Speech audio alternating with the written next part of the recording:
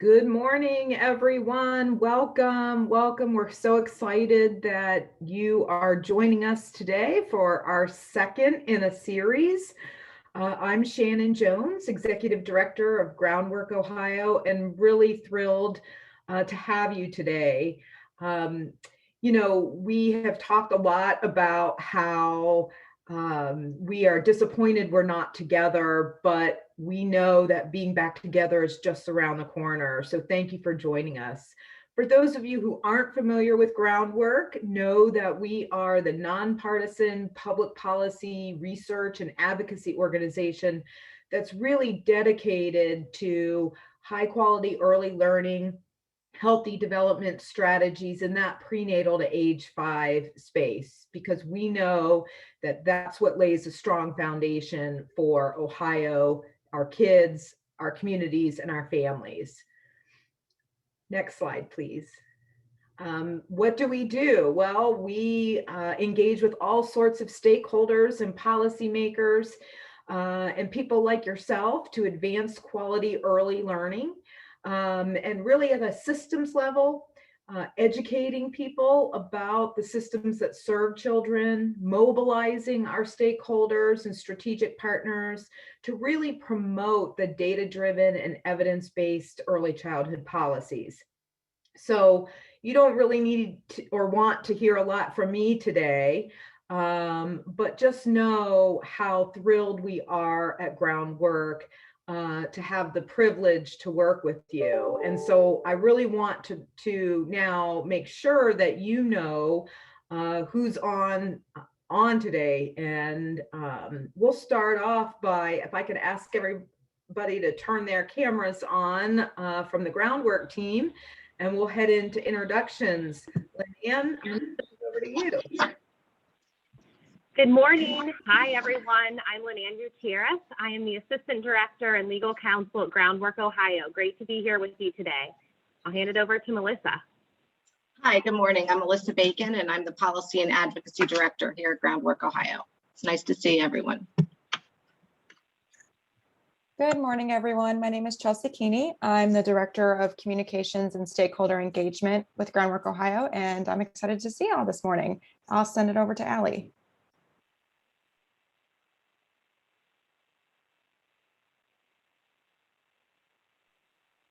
Allie, you're on mute. Hey, sorry. I'm Allie Youngmore. I'm the Operations Manager here at Groundwork, Ohio. Hi, everyone. I'm Kelsey Hopkins. I'm a Policy Associate here at Groundwork, Ohio. Julia. Hello, I'm Julia Jacobs, and I am also a Policy Associate here at Groundwork, Ohio. We have a short video today that we want to share with you, so let's get this started.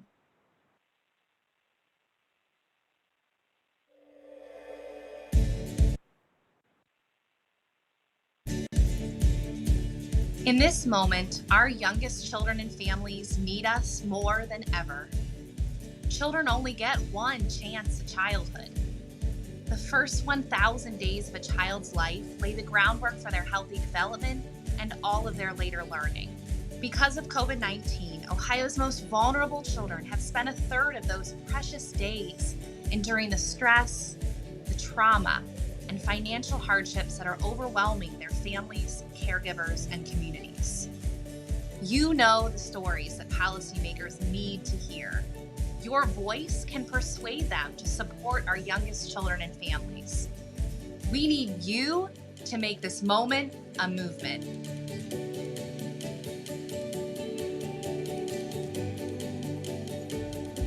When you start sharing your story, other people will listen. And not only will they listen, but opinions can change. Please know that your stories and hardships that you have endured during the pandemic is important.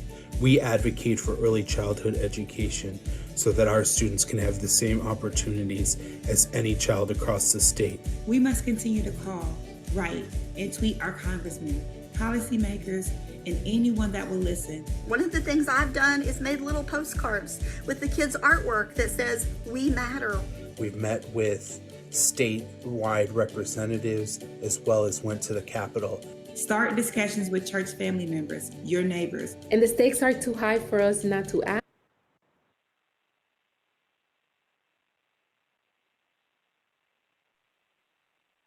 Sorry, everyone, I'm not sure what just happened. Too high for us not to act, too high for us not to engage, and too high for us not to advocate. Let's make this moment a movement. Let's make this moment a movement. And let's make this moment a movement.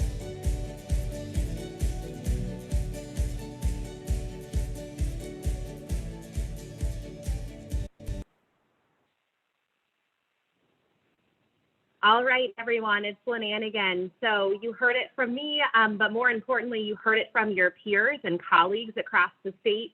Your voice is needed to make this moment a movement.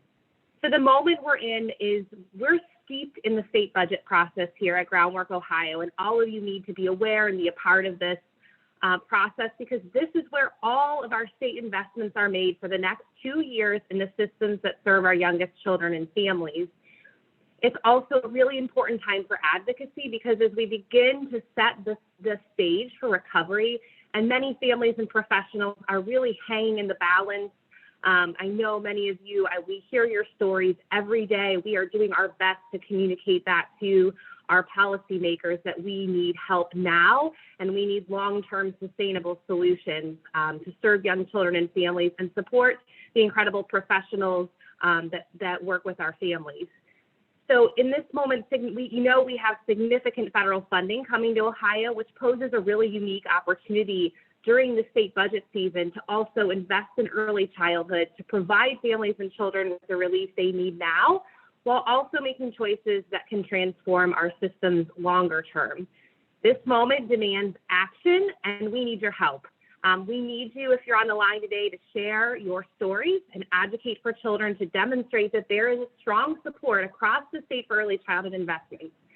I can tell you that policymakers expect to hear from me, from our team here at Groundwork Ohio, and they will. But your voice, your stories, they make the difference. You are the best expert on your life, your family, and your profession. We really need you to help cultivate and elevate more family voices to inform state policy. So if you are a professional working with families, you know they trust you. Please bring them to the table where decisions are being made that so deeply impact their lives. And the good news is you don't have to do this alone. We are here to support you every step of the way. By the end of our time together today, we'll explain and you will leave with really easy tools of how to get involved in early childhood advocacy beginning today and through next week. So Groundwork has made it really easy for you and the families you serve to participate through next week's virtual advocacy challenge. And during the last challenge that we had last month, hundreds of messages and many videos were gathered. We hope you will continue to participate as we now shift our focus to the Ohio Senate today. I'm going to hand it over to Melissa to give a little more insight on the state budget and why we're talking about the Senate today. Thanks so much.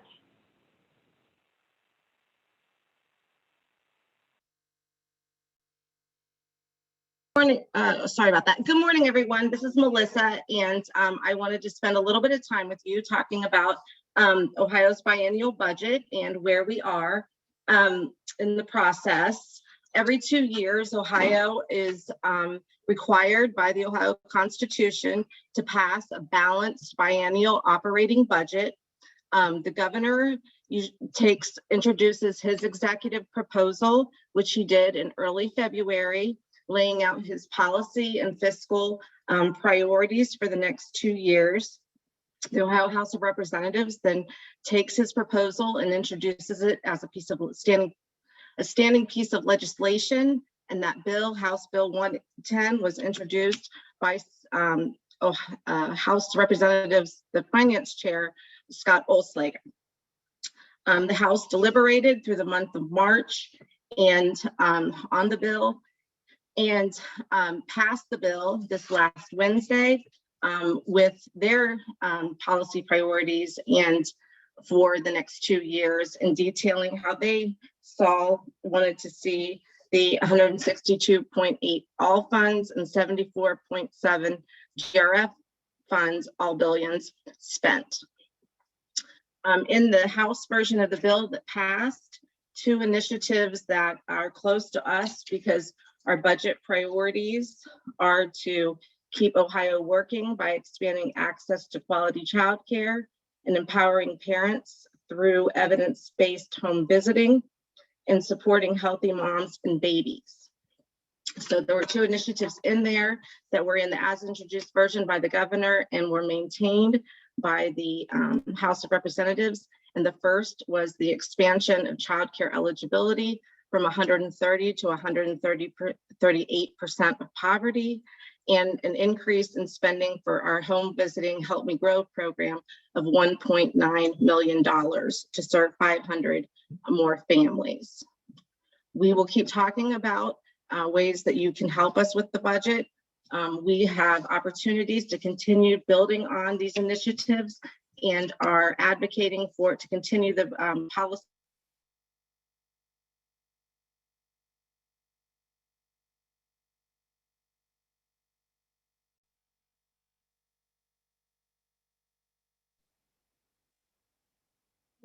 Looks like Melissa froze.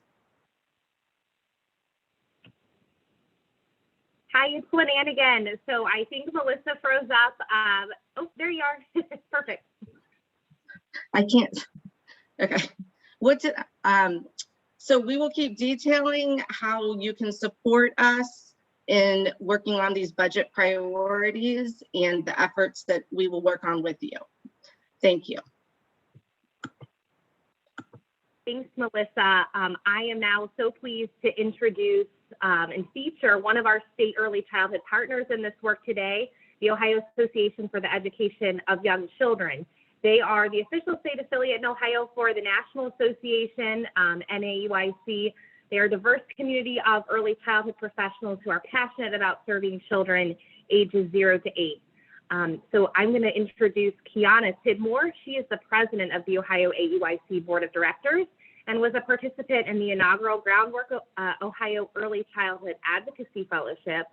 Kiana is the UPK Program Administrator for Invest in Children in Cuyahoga County, so their universal pre-K program. She has worked in education administration for 13 years in various roles relating to early childhood curriculum, programming, and initiatives. She is an advocate for equitable access to high-quality early childhood programming for all children, and she is the wife of Jason Sr. and mother of Brianna, Jasmine, Olivia, and Jason Jr. Kiana? Good morning.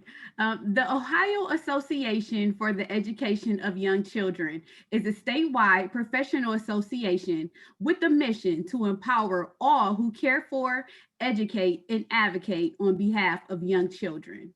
We're state affiliate for the National Association for the Education of Young Children, the largest and most respected professional association for early childhood educators in the country.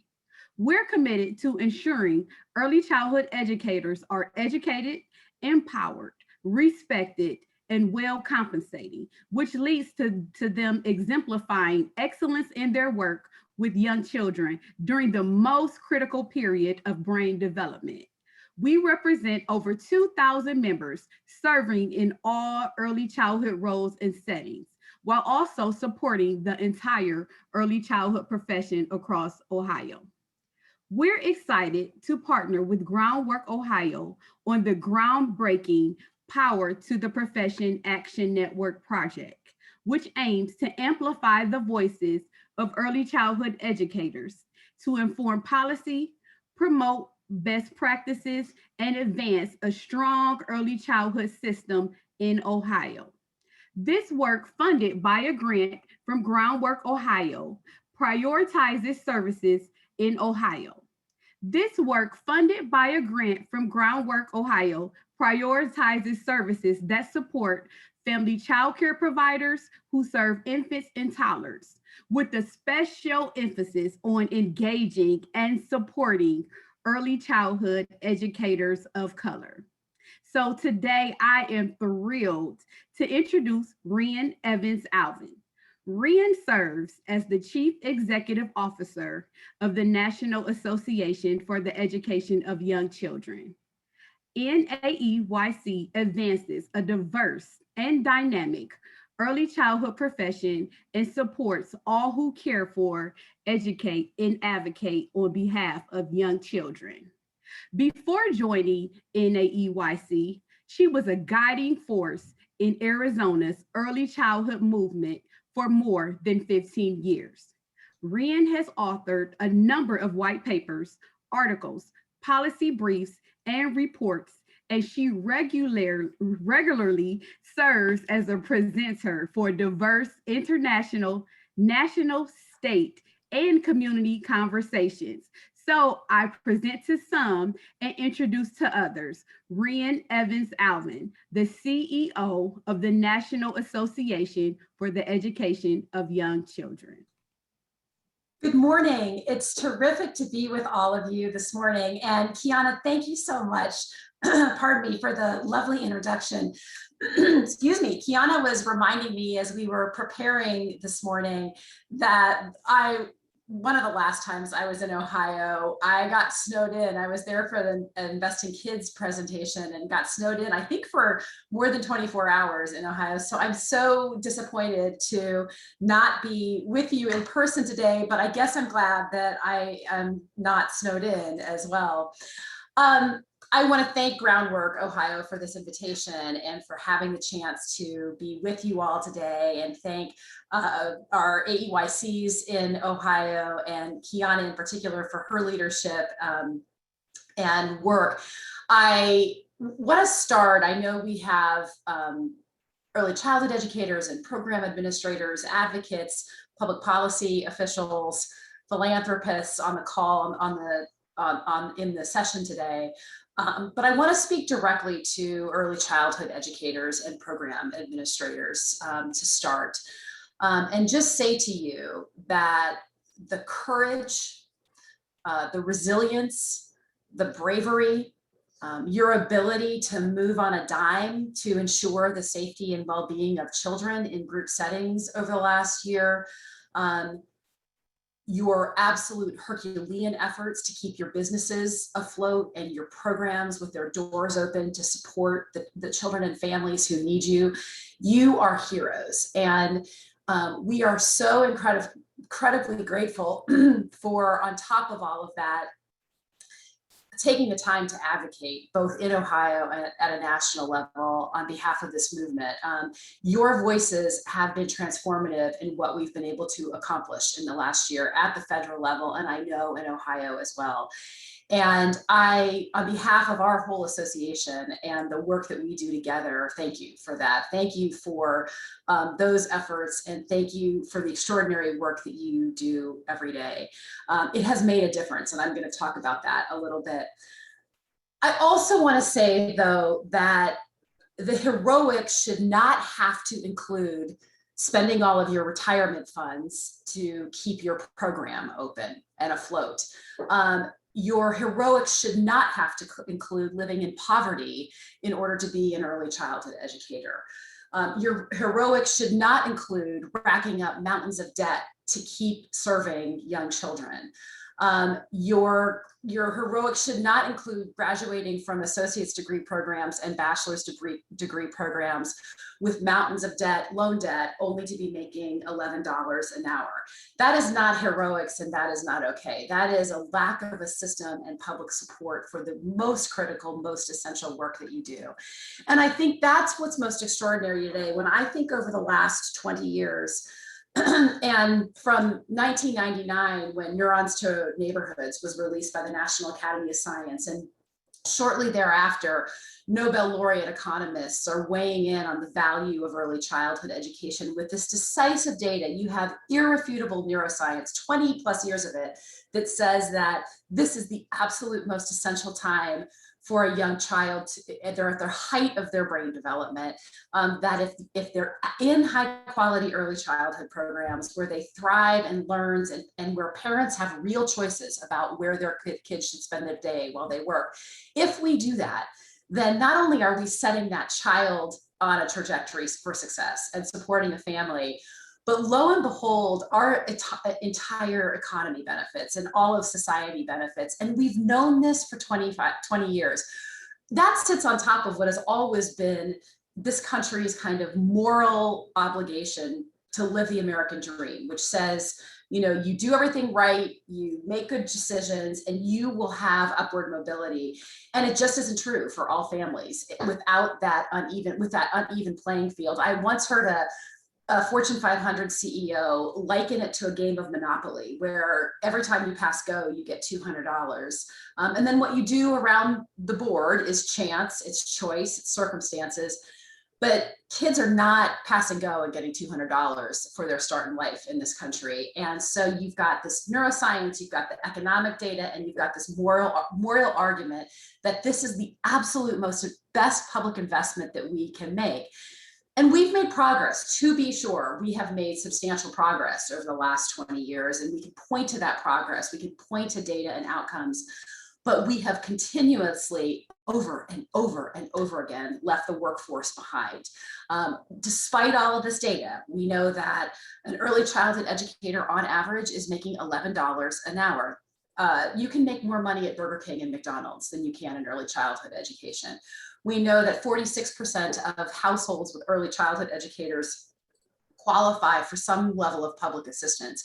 We know that only 15% have access to health insurance through their employer.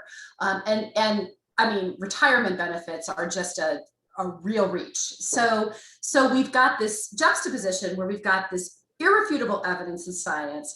We've got countries all over the world making massive investments in early childhood education.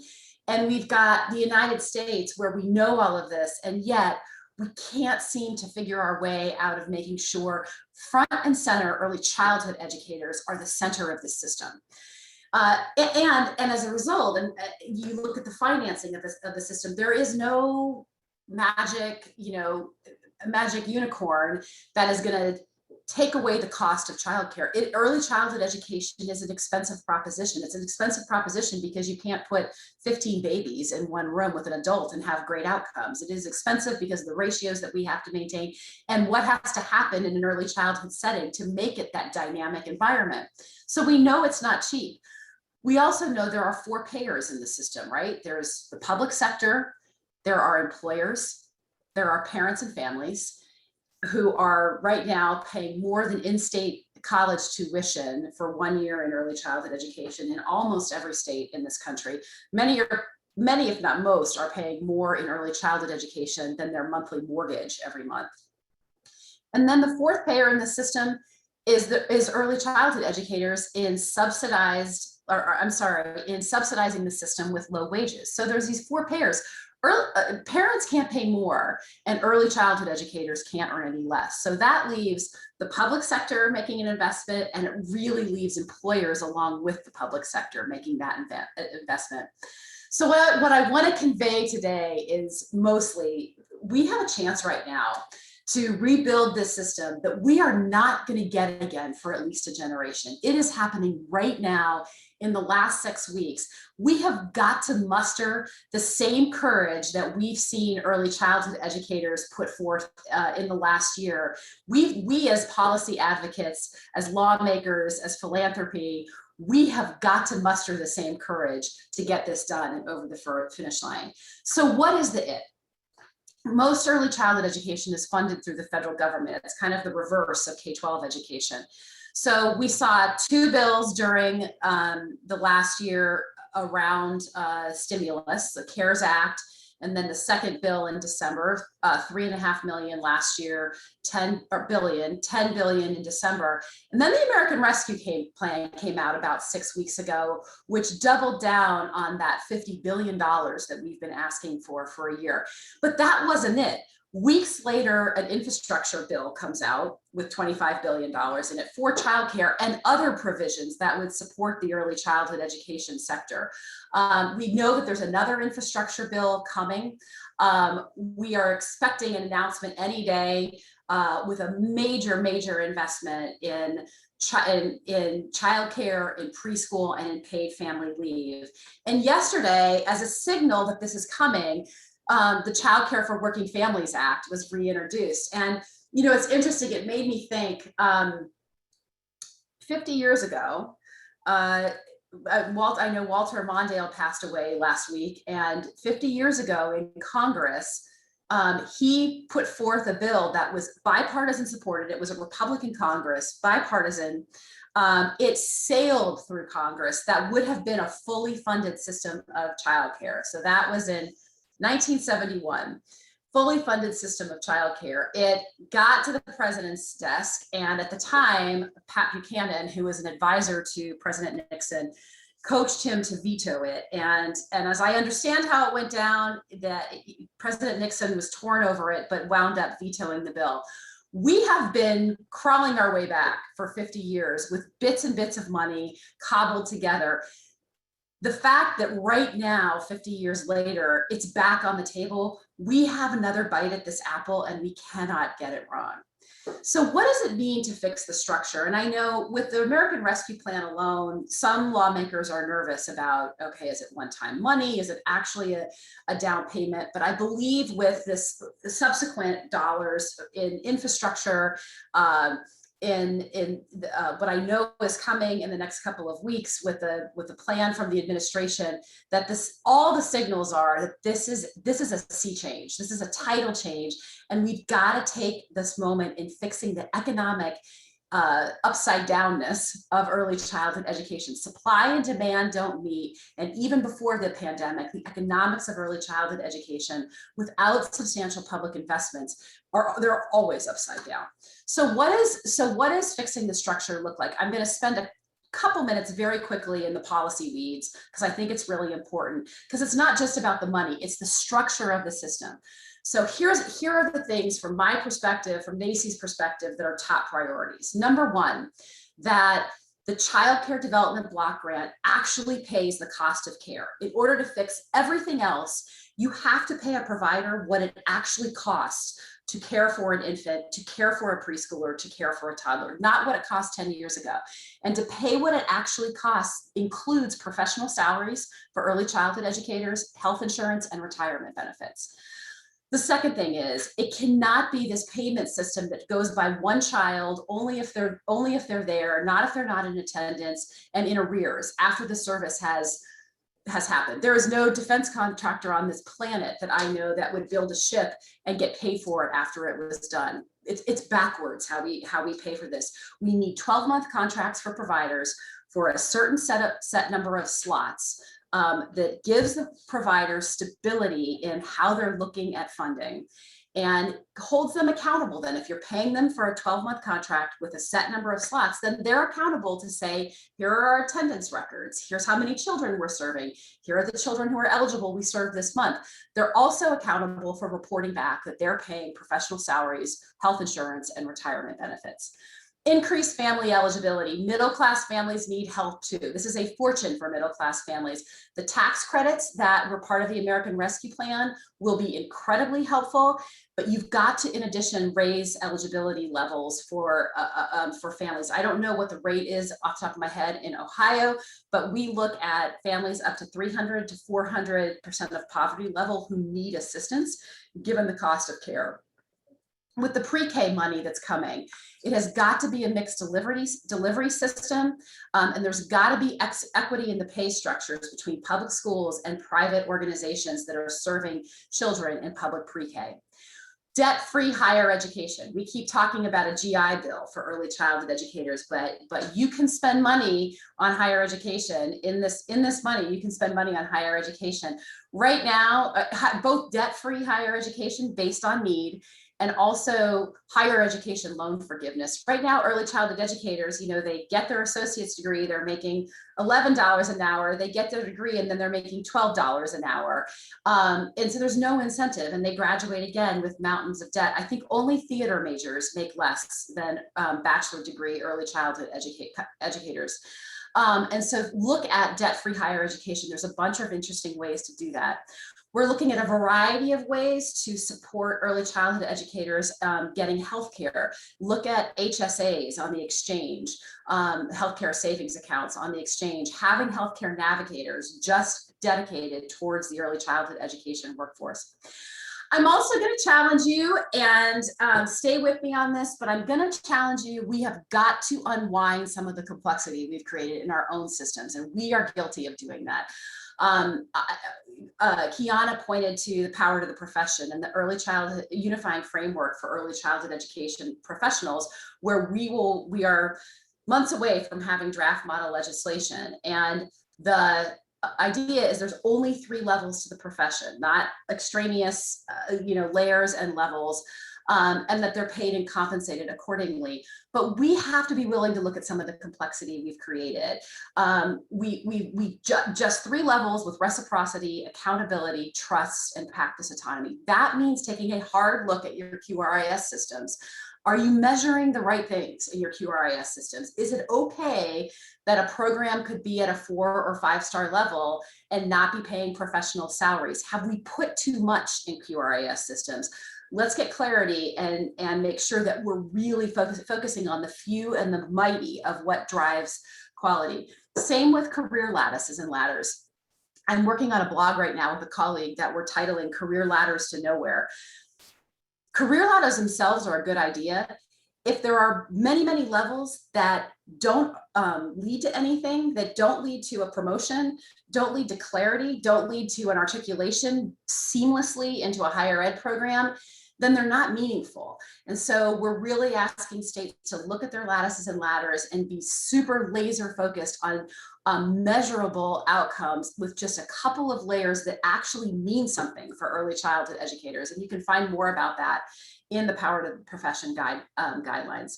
I just want to wrap up by saying that early childhood education at its best is both about keeping kids safe while their parents work and the most optimal developmental and learning environments for young children. We know that. We've known it for decades. And yet we have never quite been able to accomplish both those goals simultaneously. We get flummoxed, we get sidetracked, we're not able to muster the political will.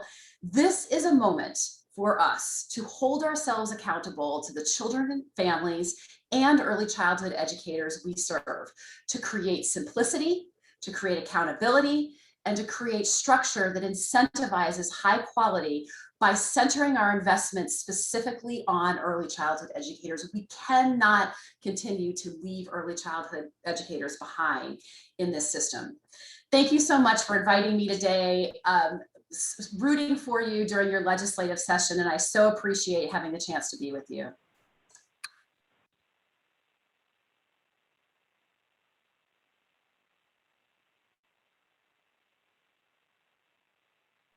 Linnea, we can't hear you. Oh, I just wrapped up. I'm finished. I'm sorry. This is Lynn. I was on mute, of course. Thank you so much, Brianne. I was just commenting how lucky we are to have you today, especially again in the middle of our state budget deliberations, to really bring us up for air and remind us about what we are all working towards. And your perspective has just been really incredible. And thank you for the tools you've given us today to inform our legislative panel, which I am pleased to introduce. We have a really stellar panel of Senate leadership that were able to join us today, including Senator Jay Hottinger, Senator Kinney, the Minority Leader, Senator Matt Dolan, Finance Committee Chairman in the Senate, Senator Vernon Sykes, who's the ranking minority member on the Finance Committee as well. Senators, thank you so much for joining us. I am just going to briefly, for the benefit of the audience and our panelists, to share the format of the panel. I'm going to be asking 3 questions. 2 are the same and 1 is unique for each of you. We encourage the audience to participate in the chat box. I'm not sure that we'll have additional time to address additional questions, but we want to be able to share your comments with certainly through our team and with your policymakers today.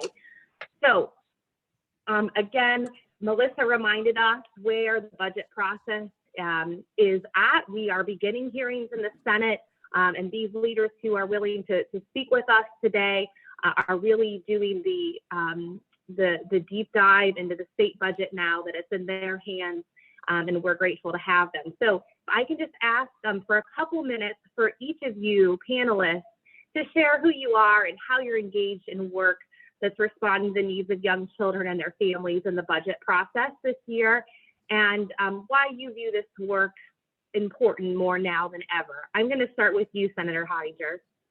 Thank you very much. It's great to be with you. Always appreciate the opportunity to interact with Groundwork and your affiliates and all of your partners. I say this all the time that you guys are the leading advocates out there for young children, and especially at-risk kids. And we appreciate your work, and we're happy to be able to partner with you when we can. So I've been around for a couple of years, and as I've evolved in my legislative career, things that have really been my passion and areas where I've really wanted to delve into and work harder on are really investing in our children, investing in youth, at-risk children. In the last budget cycle, that work entailed amendments that I had included into the budget dealing with the Ohio Housing Trust Fund to be able to have, affordable housing, additional funding for the food banks. One of the things I was very proud of was our efforts on the multi-system youth, and was able to work with other legislators, and of course Chairman Dolan on that as well, and Gail Channing Tenenbaum, who's been a great advocate, champion for young people forever, nationally renowned. Been working with her and continuing to work with her on this budget process. Funding for Big Brothers Big Sisters and Boys and Girls Club for those that are a little bit older. And then of course my amendment last GA, working on the Step Up for Quality. And so we all know the importance of investment. You guys are the experts on there, but the one thing I guess that I want to say is that I like the word investment because it really is an investment. And a week or so ago, when the director of JFS came before us and was speaking about the Step Up for Quality initiative, he spoke about the statistical significance of positive outcomes and what he calls the step up effect. So JFS has done 2 validation studies on the statistical significance of those positive outcomes. And JFS and the director feels really comfortable, very strongly about the fact that we're getting quality education, quality early child care education, and we're seeing he's seeing a solid return on that investment. And while he feels really well about that, all of you as professionals in the field, we as legislators and taxpayers should equally feel empowered by the fact that we're seeing positive results and significant statistical significance from those investments.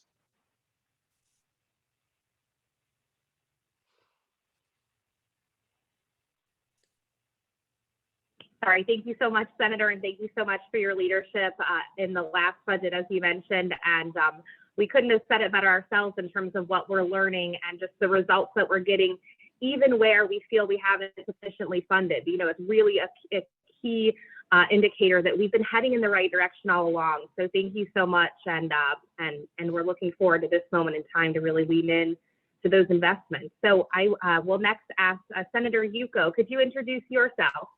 Absolutely. I'm Kinney, Yukov, state representative or state senator from the 25th Senate District. I served as a House District 7 state representative for 8 years in the House. I left there and came down to the Senate. I'm in my 7th year already. Time flies when you're having fun, as they say. I have been a very, very strong advocate for our children from day one. And why? Because I've said it. I stole this line from somebody. I think I said it last time I spoke to your group, but our students are 30% of our population and 100% of our future. We can't lose track of that, and we were not going to. I had the opportunity about right before the pandemic of inviting our state school superintendent up to Euclid, Ohio, to visit our early childhood learning center, 3 and 4-year-olds, and in an area that has turned predominantly African-American. And so many times people think that they're not going to get the best education.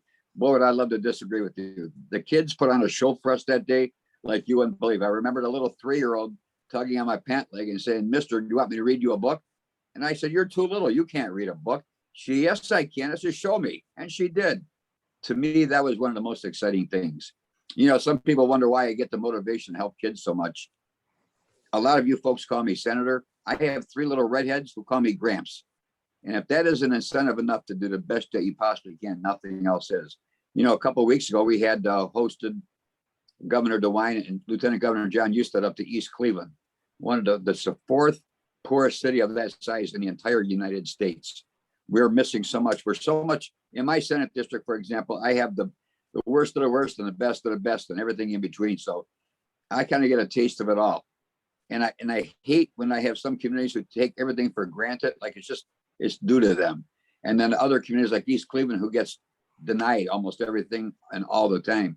And what happened here was we brought the announcement that we're bringing broadband. I know for some people that say, we've had broadband for years. What are you talking about? Bringing it. East Cleveland didn't have it. And the kids couldn't learn. And especially during the pandemic, I mean, there are new challenges that we had to deal with, teaching from home. And the kids didn't have access to broadband. Now we have brought broadband to 1,000 homes, and it's only the beginning. We're going to keep on building on that because we have to. You know, again, this is something else you've heard me say for years, that we legislate by zip code, we educate by zip code, we incarcerate by zip code. Here's another case. East Cleveland once again was left out of the equation. We're bringing them into the equation, and how exciting that is. Why? Because it gives our kids a chance. I've maintained from day one that every single child deserves the best education possible. And it's our job as legislators to ensure that we do all we can to ensure that it becomes not only a hope, but a reality. And that's what I will continue to do. I got less than 2 years to go, but I tell you, we're going to go out fighting. Thank you, Senator. Thanks so much. And then I'm going to move on to Senator Dolan. Can you introduce yourself and share a little bit about your work and your role? Sure. Good morning, everyone. Thank you to Groundworks and again, all your affiliates. I will echo Senator Hottinger's word, but I will add an adjective. Thank you for your relentless advocacy on behalf of early childhood education. I think we speak to Groundwork and all the affiliates multiple times, not just at budget time, which I find refreshing, is that you provide updates to us to be able to demonstrate that the investment we are making is working. And what I really respect about particularly pre-CLE, because that's who I talk to the most, they're willing to be held accountable for the dollars that they get. And that certainly helps as we move around to a budget season and say, okay, we have to invest again. What are we getting for our dollars? So my attitude towards child care is that it is another one of the pillars to make Ohio ripe for economic growth and a high quality of life place to live. As you build an economy, you want to build new businesses, you want to attract new employees and investors. All of that you hope comes with family. And one of the reasons we can attract them is because if we say that our public dollars are investing in you by providing high quality childcare, that makes that business grow, and that makes the Ohio an attractive place to live. So when we talk about dollars, that's how I see it. That's why I think investment here is important. But there are many needs, and as successful maybe as the economy is right now, the needs are still going to outperform the revenue. So difficult decisions need to be made. One of the things that really struck me, I did catch a little bit of your keynote speaker. Step up the quality is an extremely important part of creating quality childcare. Though I heard her say, maybe we ought to review that program and make sure that some of our requirements to become a 3, 4, or 5 aren't actually needed to still provide high quality childcare. And that, to me, was, if I heard her correct, was enlightening, because we do need to make sure that we can, that the highest quality is there. But if we are holding back quality because somebody doesn't have a PhD, yet they are extremely passionate, extremely involved, and actually good for the children, maybe is that the best way for us to go, to require that person to go out and get an education that they may or may not need, just simply to get more dollars. So quality, what I heard her say is, let's focus on the things that produce quality, and let's invest in quality. Maybe not so much about the steps to quality, but the actual result of quality. So I know I'm going to be talking to you many more times throughout this process. Again, I thank you for this, but I really thank you for keeping us informed throughout the years, because you're willing to show your worth and your value outside the budget ask. So that's great. Thank you so much. Thank you so much, Senator. And we look forward to being a partner with you both in improving the quality system. And I definitely continue to learn from Rhiannon. And I also hear her saying, you know, as we do so, it's not that it's going to cost less, but how can we improve and really make sure we see those outcomes and continue to improve over time, which is the point of a quality rating and improvement system. We've got to continue to improve, and your community in Cleveland has done that. I mean, they've gone above and beyond even what our Step Up to Quality system requires to really accelerate results for young children in Cleveland. I'm going to move on to Senator Sykes. Can you please introduce yourself? Yes. I've been around in the legislature since 1983. I've served in both the majority and minority. I want to thank Groundwork for all of its contributions that it is making to our policy process and helping us understand and learn more about the significance and importance of early childhood education. And I attribute much of my success to my education. And I think it's very important that everyone gets a good start at the beginning. And I want to tell just a short story. When I was in the House back in 2009, the Mock Foundation put together some funds, several other philanthropic organizations, and funded some studies at Harvard University. And the principal investigators in about 5 different areas, distinct areas, was one, a PhD in education from the Ed School at Harvard, and then second, an MD from the medical school. And they were looking at different aspects of early education, brain development. They called in representatives from 8 states, and Ohio was one of those states, and I was the ranking member on education at the time. And so I was selected. They put us up for a couple of days at Harvard to listen to the results of the study. And each principal investigative group came up and made a presentation to us about different aspects of early childhood learning. And each group would start by making a statement from what they've learned about early childhood education. They would take all of the money that's available for education and put it in early childhood because it's so important. They gave an example of take a child 3 years old, take them anywhere in the world, and they will just learn the language. You won't have to give them instruction. They will just pick it up because the brain at that particular time of development is like a dry sponge. It has great capability. And it helps us so much. If we look at our schools, particularly our traditional public schools, for the most part, they're failing or doing poorly. The reason they're doing poorly is because they're not testing at grade level. The number one reason they're not testing at grade level is because when they start, they are behind. And a significant percentage of them are never really able to catch up. And so I think investing in early childhood education is extremely important, and one of the ways that we can advance our society, our economy. And thank you for this opportunity to be involved in this discussion. Thank you, Senator, and thank you to all of you for all of your leadership.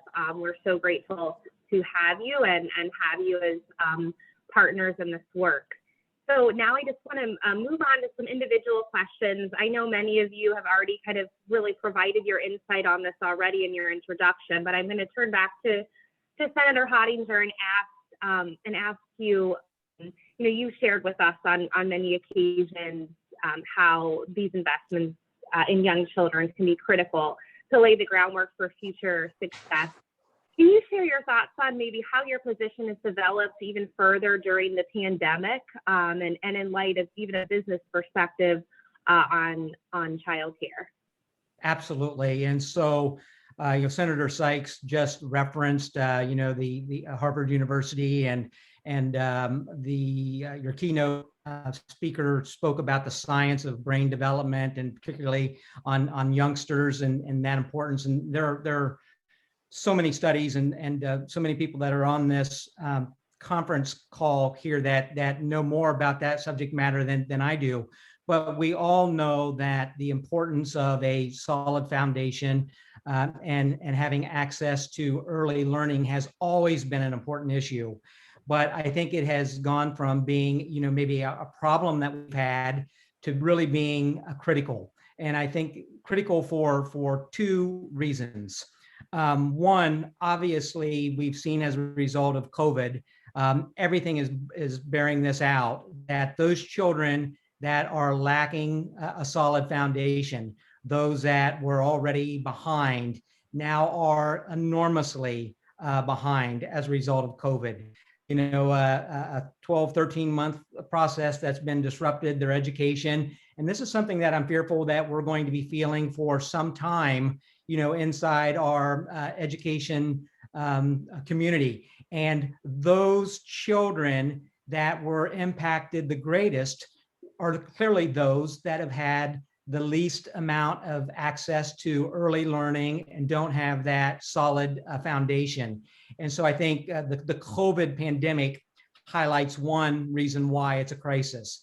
The second reason that I'll mention, and I know that others will have touched on this and will probably touch on this as well, is the fact that, not only are we talking about the importance of investing in the child, in the young person. I think that goes without saying, that investment and what that means for their future earnings, for their future family. But sometimes I think we forget the impact that it has on their current family. And so there's a big hit when children aren't having that access to quality learning early on. The impact it has that follows them the rest of their life, the impact on their family, on their future family. It has impacts on our community and on our social services. It's a major issue in the workforce. It follows them throughout their working career or lack thereof. And it's also emerging as a major business problem. I think, having access to a workforce and a skilled and educated workforce right now is one of the most biggest problems that exist out there. And of course, that has then a trickle effect on economic development. And so when we're talking about the investment, I think we need to really broaden our perspective and say that it's not just the investment in the child, but in their family, in their future family, in their community, and to taxpayers, into the workforce, and into economic development. And so I think the lack of affordable access to quality education and having those experiences really has moved from being a problem or a major problem to a critical problem. Thank you so much, Senator. Senator Yukov, you play, I'm going to turn to you, you play a critical role as leading the Senate Democratic caucus on your budget priorities. And going into Senate budget discussions, what are some of those top priorities for your caucus as it relates to infants, toddlers, and their families? Well, that's a great question. As you know, in the Senate, we take the budget bill and we bring it over from the House to the Senate. So that's our starting point right there in the House. I think when you look at what the House has done, you look at House Bill number 1, introduced by both State Representative Jamie Callender and State Representative Bride Sweeney, has to deal with the Fair School Funding Plan. If that sounds familiar, State Representative Bob Cupp, or now our Speaker Bob Cupp, And Dr. Representative John Patterson had the same bill, the exact same bill last General Assembly, and much to our chagrin, didn't make it to the end zone, as we like to say. This is something that was kind of defined by the DeRolf decision 25 years ago. Not once, but twice, but 3 times and 4 times. And telling the General Assembly, get off your butts and fix this problem. Because we can't have a good education program if we can't properly fund it. And that's what's so important. So, we've worked on it. It's come to the Senate now. We're going to have to fine tune it. There's a lot of components to this bill, but we're going to hopefully take a good, strong look at what this program, education program, offers and see how we can make this fit in to our children's future. That's so important. We also have to talk about healthcare. Healthcare plays such a significant role in our children's education. And if we don't give them proper healthcare, and healthcare can be as simple as things as providing them with breakfast, lunch, and dinner, which some of our schools are forced to do. And, you think that's a parent's responsibility. Some parents aren't around, some parents can't afford it. And the end result is our children are the ones who suffer. And their ability to grasp onto what they're being taught is the same thing. You look at some of our communities that are very high in the African-American population and the infant mortality rate. These are numbers that should be most embarrassing to any Ohioan. And we seem to be too complacent and accepting them and just saying, well, that's where they live. Well, that is the wrong answer. These are Ohioans. They deserve the best healthcare. They deserve the best education. They deserve the opportunity for good employment. And it's our job to make sure that we do this. And again, as I indicated before, it's simple things like providing broadband service, things that we take for granted in some communities, but it was such a special treat in East Cleveland a couple of weeks ago to watch all the residents sit there with the biggest smile on their face because they knew that for once we were investing in their community and they were very happy that we did that. So, we have to continue to work on this. We have to work on family paid leave when they have children, get the families off the ground and running in the right direction. It's rough. Other people have done it. Other states, other countries have done it. We need to do it in Ohio as well and give everyone the opportunity, get everybody off to that great start, and we can get back to all the other great things that we do in Ohio. Thanks so much, Senator, for bringing up a number of different issues that impact our families and our young families uniquely, including the racial inequities that we see across the state that are that you mentioned specifically in your community as well. I hear you on your efforts around the school funding bill, and you can see among this conversation how we all have viewed childcare as a public good too, and how do we, in this private choice system, how do we continue to support the funding of young children in that pipeline to the K-12 system? So thanks so much for your comments. We had a battle. We had a battle just to get the teachers vaccinated that were teaching preschool. It seems like they were not even being given the consideration that they're part of the educational program because they're teaching pre-K and the young kids. Yet they're as important as ever to the livelihood of our families. So it was a learning experience, this pandemic, I'll tell you. Absolutely. Thank you. Well, I'm going to turn to Senator Dolan now. And Senator, you obviously have been certainly a key state champion, but a champion for your local community. And you commented about kind of your experience in your local community and pre-Frickley. I want to ask just how those local investments and programs have shaped your understanding of Ohio's early childhood system and really informed your view of state investments. You commented on some of this in your introduction, but can you just follow up on kind of what you feel like the state's role is here as a partner in this work, where you've seen such significant local investment in your district? Sure. So I'm going to focus on 2 parts of that question: what has shaped my understanding and what's the state's role. When I was a young attorney, I got hired by a child care center to handle a particular issue. That ultimately resulted in me ended up being on the board and board president for 9 years. And it is in that 9-year period that I understood the complexities of running a child care center, recognizing that there are there were children in that center, as Senator Yukov just said, that sometimes the only real meal they received was from the child center, so that we had to provide breakfast and lunch.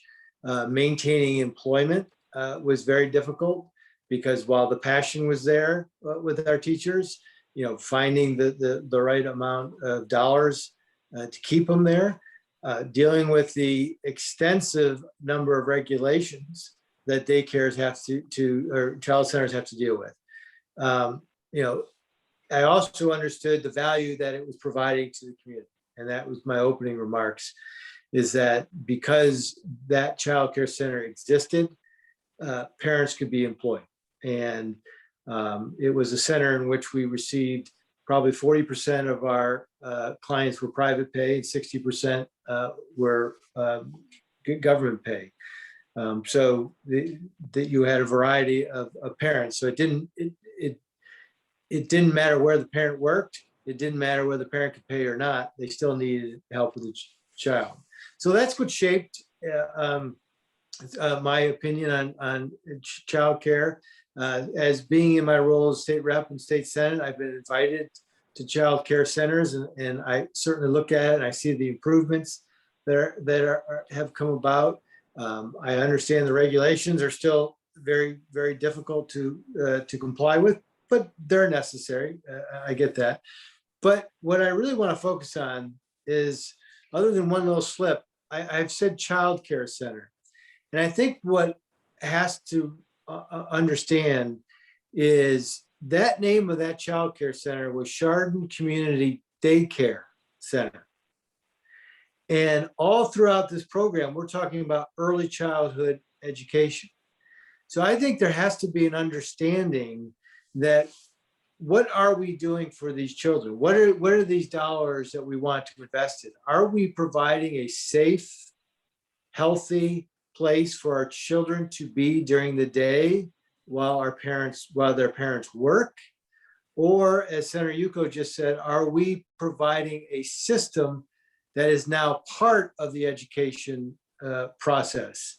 And thus, when we look at how we're educating our kids, we need to focus in on that.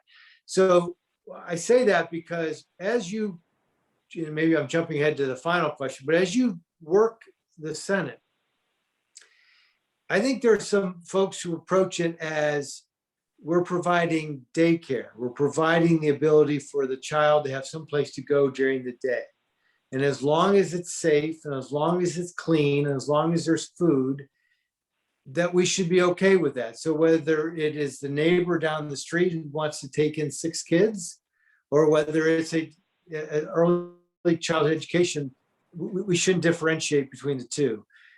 That, I think, is the point that I'm not sure our legislators all grasp, that we are talking about an education system here.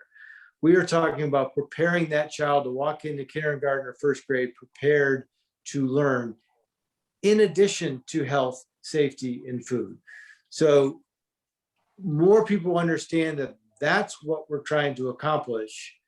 And truthfully, I will end with this remark. I would be my area probably does not need as much investment into our child care centers or early childhood as some other areas.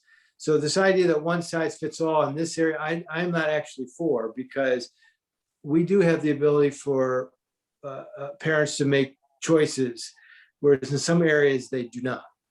But the education achievement and preparation shouldn't be different.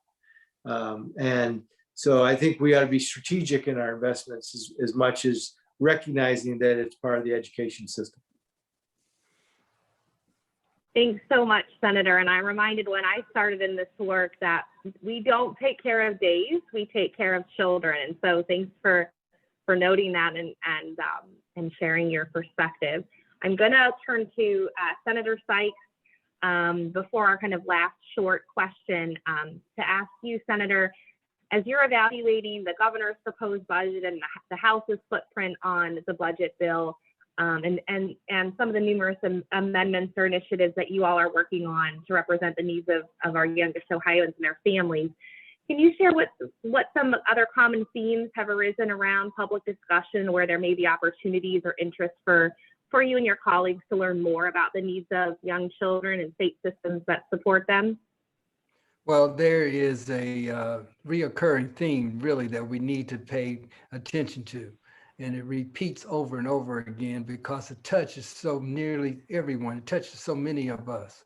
If we're talking about teachers who are trying to address the issue of adequately educating their kids who are entering first grade, who have not had the opportunity or exposure to kindergarten, or teachers who are just trying to deal with education gaps later in the educational opportunities for children, or business leaders who need workers in workforce development.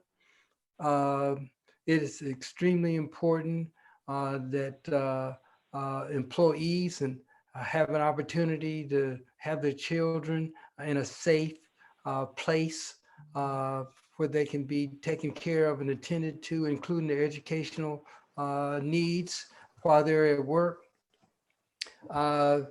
Senator Fetter, yesterday in committee, we had testimony by the Alliance for Higher Education, high quality education organization. And they were asked, what investments do we need to make in education to promote high quality? And the one and only answer was the investment in early childhood education. It's so important. When we talk to Jobs and Family Services,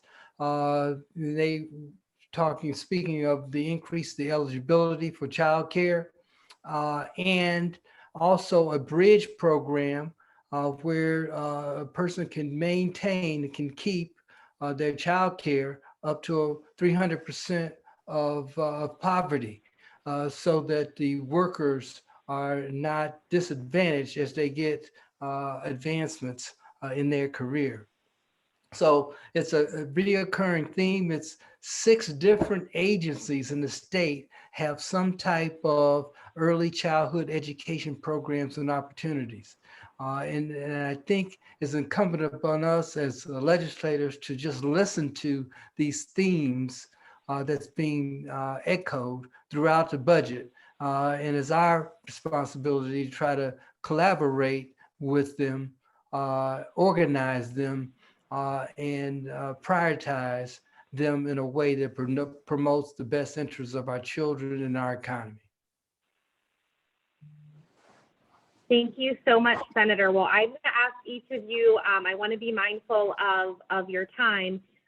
Just in a few short lines, there are, over 300 folks on the line today that are, wanting to learn from you, but also demonstrate to you that this early childhood field and our advocates, they show up and they're listening and they're watching, and you'll be hearing more from them during this budget process. But can you please give them some advice as they seek to elevate their voice and the experience of children and families in their communities?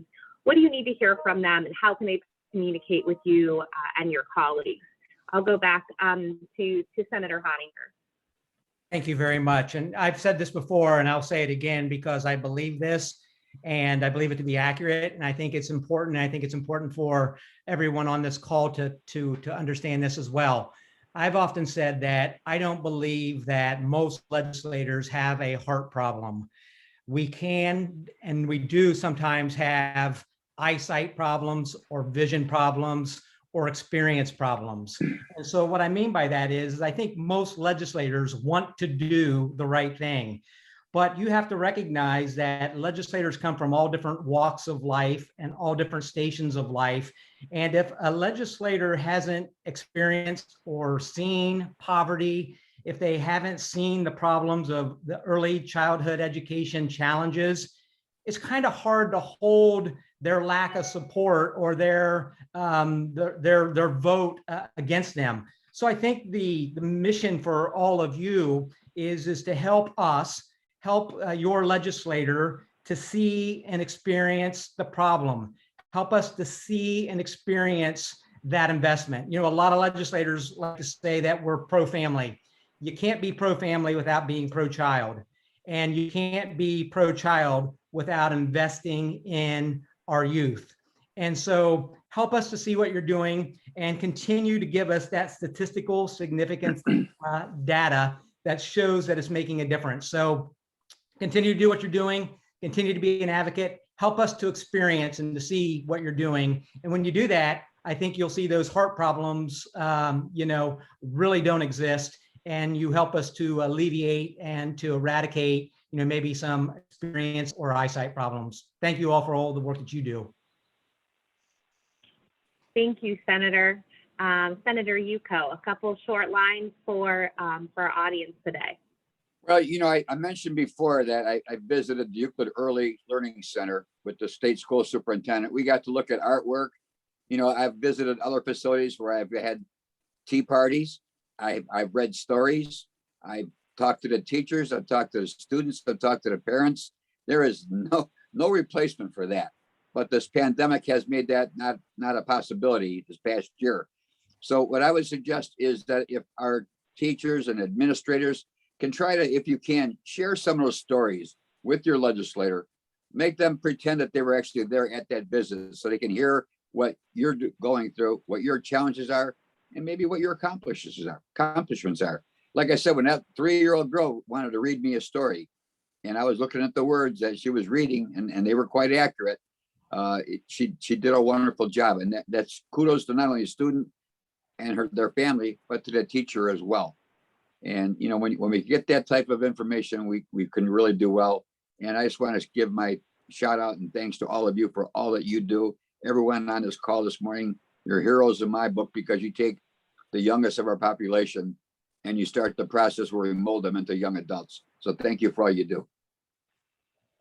Thank you, Senator. Senator Dolan, a couple of some parting words for our audience today. So thank you. Thanks for having us. I echo Senator Hottinger and Senator Yukov's words, and I anticipate concurring with Senator Sykes. I would only add, all politics is local. When you meet with the legislator, bring a local center with you, that it impacts your neighbors.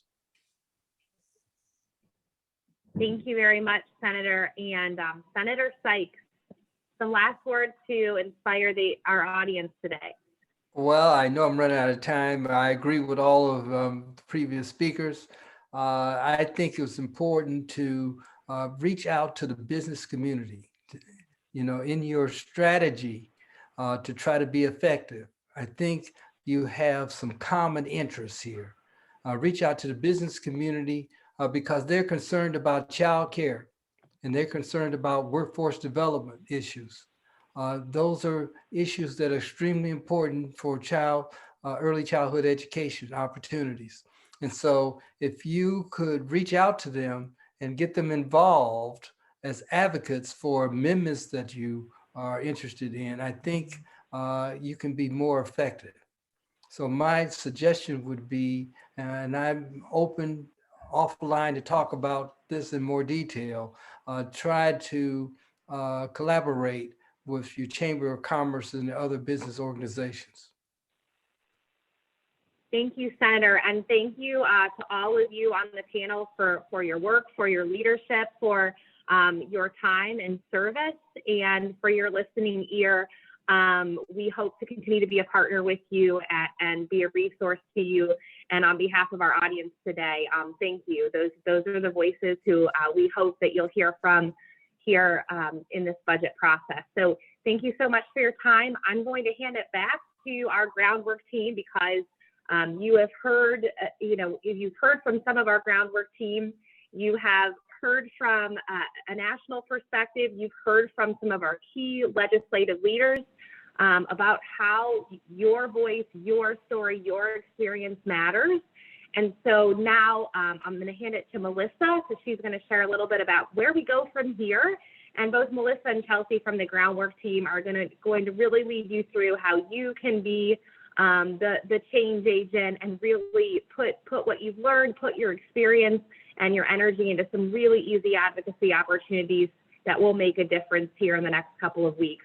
Thanks so much. Melissa, take it away. Thanks, Lenny, and I'm so inspired by the panel, and I hope everyone else truly heard the message about the importance of your story.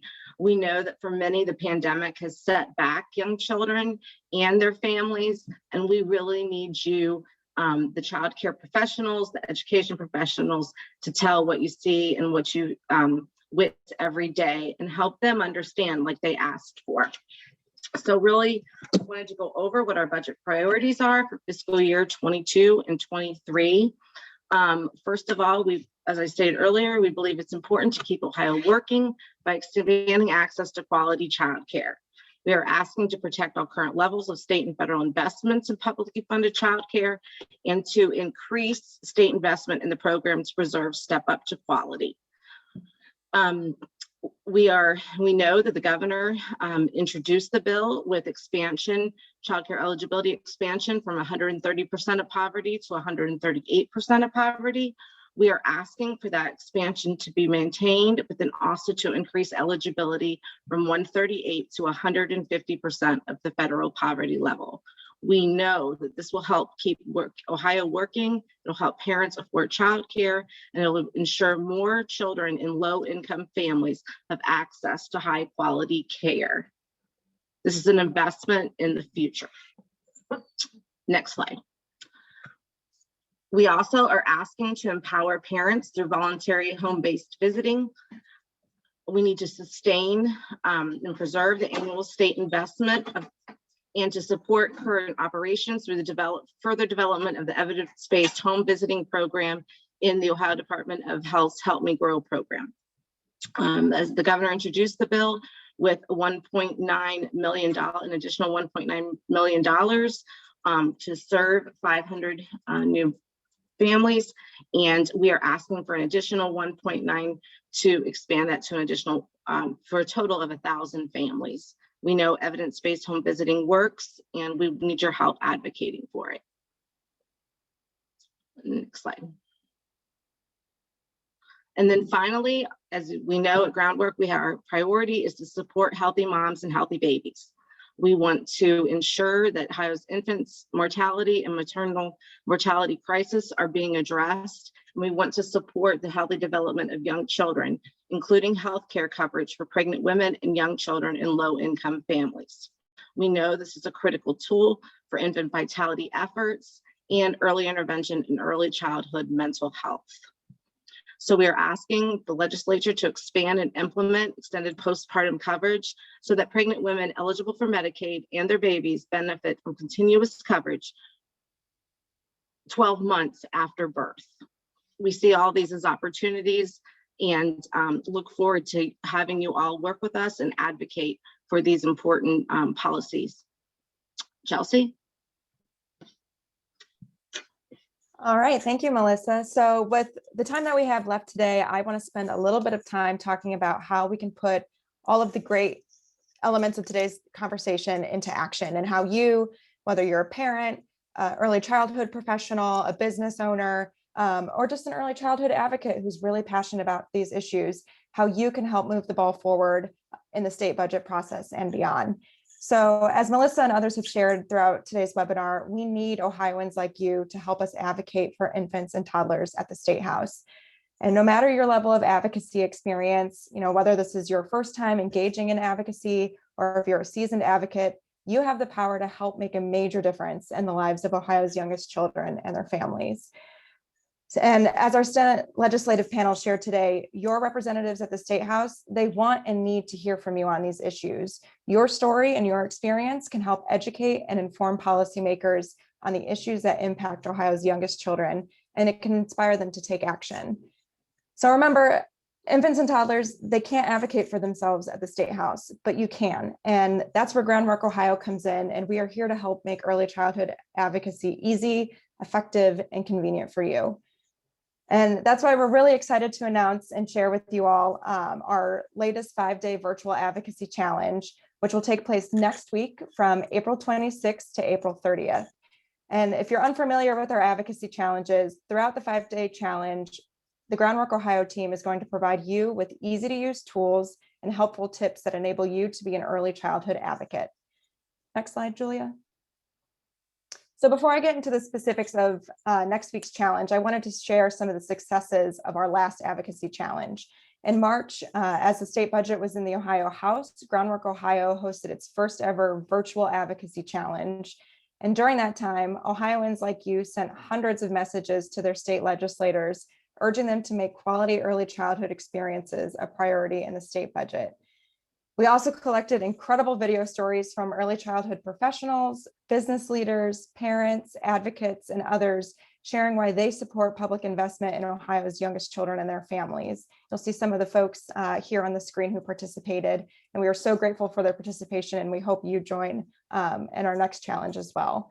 And through these videos, we created a montage to show that there's broad and diverse support among Ohioans for investing in our kids and in our families. And finally, participants in our advocacy challenge shared their efforts on social media, helping us reach an even broader base of Ohioans to encourage them to also become early childhood advocates. So now that the budget is moving to the Senate, we're ready to make this virtual advocacy challenge even bigger and better, but we need your help to make it happen. Next slide, Julia. All right, so here's a little bit about what you should expect in our virtual advocacy challenge. If you sign up to participate in our challenge, you will receive 3 separate emails next week containing simple to follow instructions on how to complete our advocacy challenges. These challenges are designed to take no more than 3 minutes of your time, making early childhood advocacy easier than ever. Throughout our advocacy challenges, you will have the opportunity to share your story via video, as well as to send email messages directly to your representatives at the Ohio State House, asking them to support issues like expanding access to quality childcare, increasing investment in Ohio's Help Me Grow home visiting program, and extending Medicaid postpartum coverage to 12 months, which are some of the budget priorities Melissa just shared with you all. Next slide, Julia. And as extra incentive, there will be a prize. So every time you complete one of our advocacy challenges, you will be automatically entered into a drawing to receive a gift card prize. So each day during our advocacy challenge week, we will randomly select 5 participants to receive a $25 gift card. And at the end of the advocacy challenge week, 1 lucky participant will be chosen at random to receive a $100 gift card. If you ask me, I think that's a really great deal for just a few minutes of your time each day. So there are 4 challenges total next week, meaning each individual can be entered to win a prize up to 4 times. So that means the more you participate, the better your chances are at winning the grand prize. I do have to note, our contest does have some restrictions. State policymakers, legislative staff, executive agency staff, and state employees will not be included in our random drawing and are not eligible to receive a prize. However, we hope that those folks still choose to participate in our advocacy challenge and be a voice for infants and toddlers in our state. All right, so now that we've talked about the importance of state budget advocacy and our upcoming virtual advocacy challenge, I want to spend a few minutes just running through the specifics of our challenges to help fully prepare you for the challenges that we have coming up next week. So the first challenge next week is we are asking people to record a short video where you fill in the blanks on the prompt that you see on your screen. So I am a blank and I support investment in Ohio's youngest children because, and then you state your reason for support. So for example, I would say, I am an early childhood advocate and I support investment in Ohio's youngest children because I believe that every child deserves the very best start in life so that they can reach their full potential. It's short, it's simple, and it's easy. And I am curious if folks are willing to engage in the comment section and go ahead and share what their response would be for this video, just to help get folks thinking about how they might prepare themselves for a video. And again, as I mentioned, this is something that is intended to be really short and easy. And in a moment, we're going to play a very quick tutorial to show you how to use our video collection tool. It's called Gather Voices, and it makes it very simple to record directly from your smartphone in just a matter of minutes. All right, so some really great responses in here. I'm an early childhood professional. Oh, sorry. Use your browser link from your cell phone, so just follow along. So when you click on a browser link from your phone, it will take you to the request. You're just going to click start, and then you're going to click here to record your video. You have the option of taking your video or grabbing one that's already in your photo library, but today we're going to take our video. So then it goes to my regular phone camera. I'm going to click this little reverse button, so I'm looking at myself, and I'm going to turn it horizontally. I'm going to record my video, and when I'm done, I'm going to click stop, and then I'm going to click use my video. I also have the option of retaking it and watching it as well. Then you're going to input your information.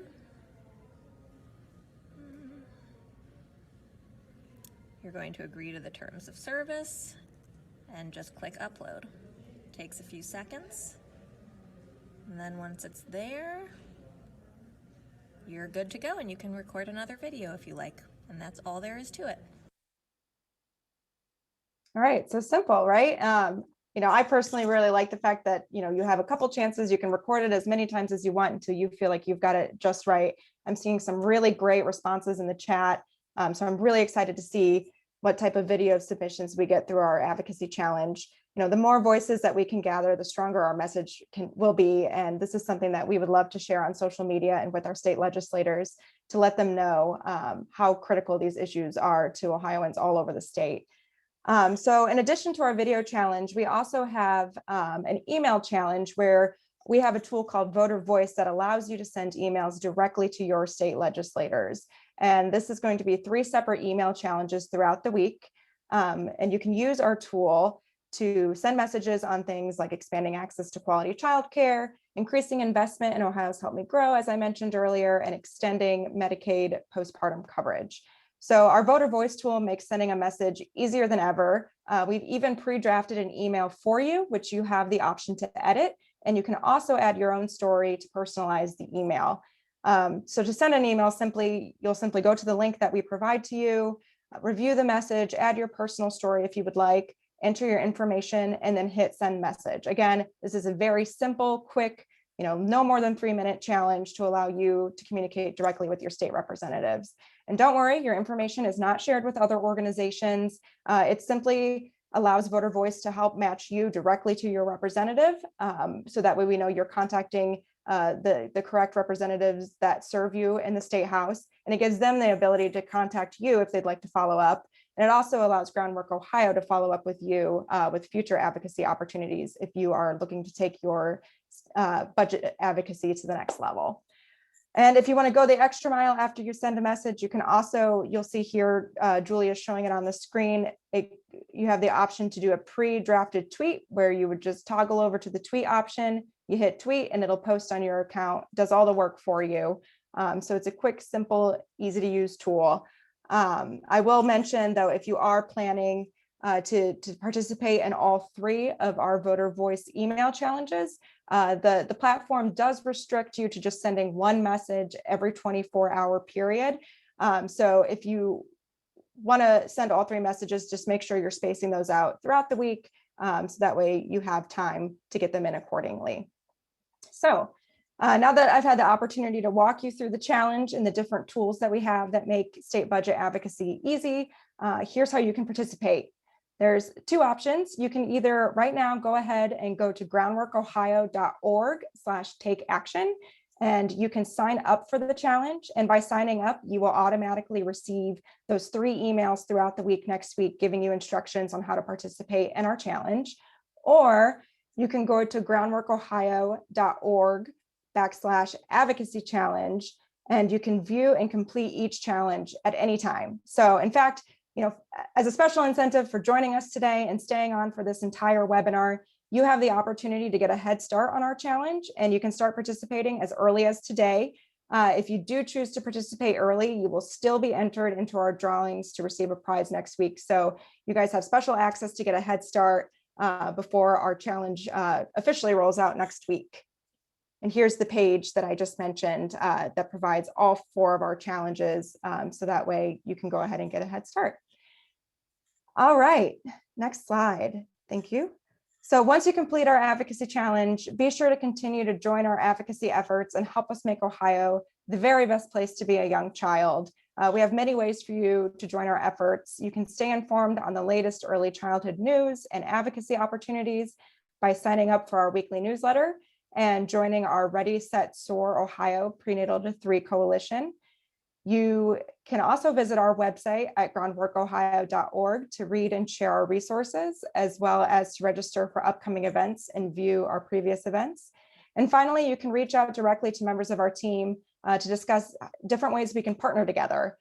Julia, if you can go to the next slide. All right, so here you'll see our contact information for everyone on the Groundwork Ohio team. This information is also available on our website, so don't feel like you have to scramble to write it down now. But we are always here, available to support your advocacy efforts and to partner with you, because we know that you folks are the ones on the ground doing the important work, and we are here to be that support to help you advocate at the State House and beyond. All right, and with that, seeing that we're at time, I want to thank everyone for joining our Laying the Groundwork Summit today. I also want to thank our excellent speakers for their insight and their commitment to our youngest children and their families. And I'd like to thank my Groundwork Ohio colleagues for bringing us all together today for this excellent event. I hope you found today's webinar as inspiring and informational as I have, and that you will participate in Groundwork Ohio's virtual advocacy challenge. Together with your support, we can truly make this moment a movement and help make Ohio the best place to be a young kid. So thank you again for joining us today. I hope you all have a wonderful and safe weekend.